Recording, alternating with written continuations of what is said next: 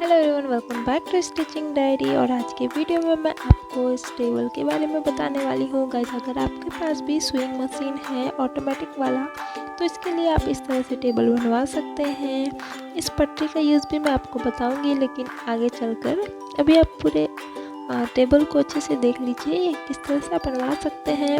इसे मैंने काफ़ी ज़्यादा सिंपल ही रखा है और आगे चल के मैं आपको 2 टेबल के बारे में बताने वाली हूँ। तो सबसे पहले हम इस टेबल के बारे में बात कर लेते हैं। आप देख सकते हैं इस तरह से कितने अच्छे से फिटिंग के साथ ये बैठा हुआ है और इसमें आप काफ़ी अच्छे से सिलाई कर सकते हैं। तो सबसे पहले अब हम अपने ड्रॉर्स के बारे में देख लेते हैं। तो सबसे पहले चलिए अपने ड्रॉर्स को देखते हैं। हमने इसमें एक ड्रॉर रखा हुआ है, ठीक है। चलिए इसे खोल के देख लेते हैं।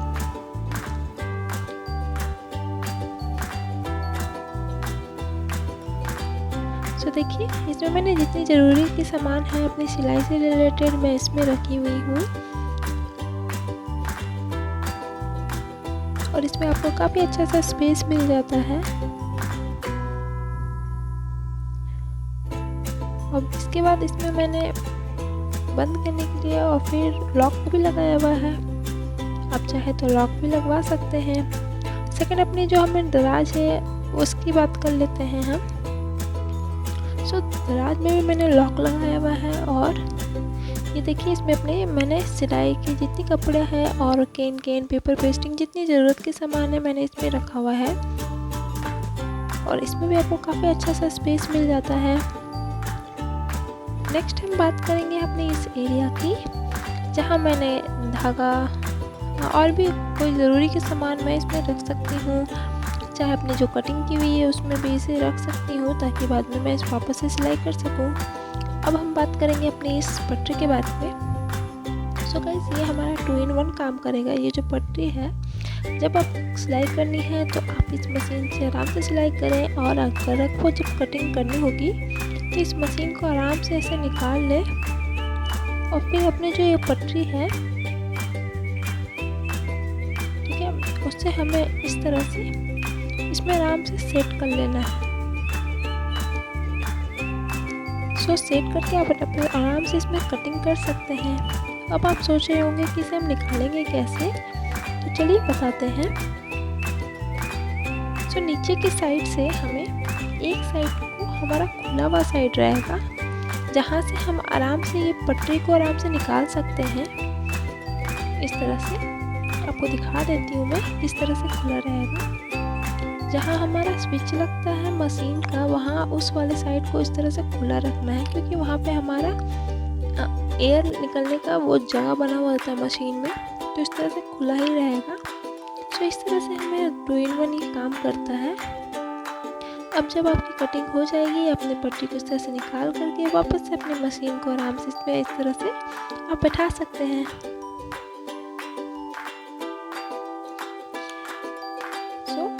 आप देख सकते हैं कितनी आराम से ये बैठ गई। तो ये हमारा बहुत ही यूज़फुल चीज़ है। चलिए अपनी जो टेबल है उसके बारे में बताती हूँ। जब मेरे पास पैर वाला जो मशीन होता है वो था, तो मैंने ये इसमें टेबल बनवाया था।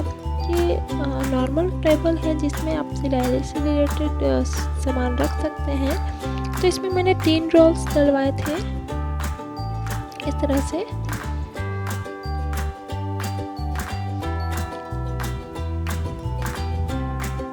और इन तीनों में मैंने लॉक लगवाया था। इसमें भी आपको काफ़ी अच्छा स्पेस मिल जाता है। आप अपने बहुत सारे सिलाई के सामान को आराम से इसमें रख सकते हैं ताकि आपको ढूंढने में कोई दिक्कत ना हो। और नीचे की साइड आप देख सकते हैं मैंने इस तरह से मिरर लगवाया है और इसमें भी मैंने लॉक लगवाया है। मिरर लगवाने का रीज़न ये था कि देखिए आप इसमें मैंने काफ़ी सारा लेस और अपनी लेस और काफ़ी सारी सामान मैंने रखी हुई है, बुकरम अपनी इलास्टिक वगैरह। तो आप इस तरह से इसे भी बनवा सकते हैं। इससे क्या होता है, अपने जो कस्टमर है, अगर आप कोई भी लेस पसंद आए तो वो अपने ड्रेस में उसे लगवा सकते हैं। तो ये सोच के मैंने इसमें मिरर लगवाया था। देखिए काफ़ी अच्छे से स्लाइड होता है ये। सो आपको इससे काफ़ी ज़्यादा आइडिया मिलेगा कि आप अपने अपनी जो टेबल है उसे किस तरह से बनवा सकते हैं।